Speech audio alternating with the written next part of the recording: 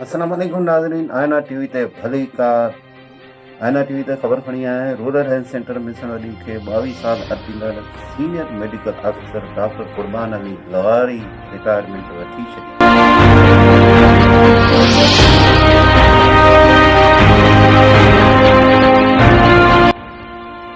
Doctor Qurban लिगारी के retire थियण ते स्टाफ पारां अलविदा पार्टी ॾिनी वई। अलविदा पार्टी में डॉक्टर कुर्बान अली लिगारी के स्टाफ पारां अजरकनि ऐं गुलनि जा हार पारां ज़बरदस्त ख़राज तहसीन पेश कयो वियो।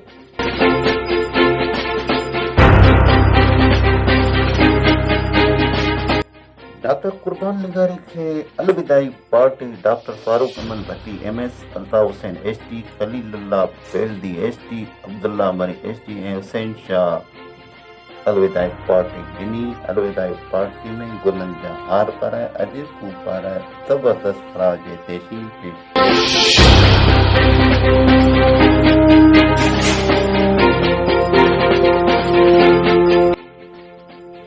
डॉक्टर कुर्बान अली लिगारी सां किथे बि 29 सालनि जे अरसे में को अणवणंदड़ वाक़ियो पेश न आयो।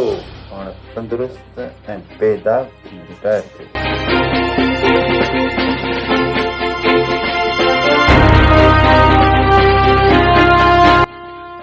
डॉक्टर कुर्बान लिगारी रिटायरमेंट दौरान पुराणनि साथियुनि खे बि यादि कयो जेके इन अस्पताल में ख़िदमत कंदे फ़ौत थी विया ऐं उन्हनि खे पिणु यादि कयो जिन्हनि अस्पताल जे क़याम जे लाइ कोशिशि कई। हिन सां गॾु असांखे इजाज़त ॾींदा। अल्लाह हाफ़िज़।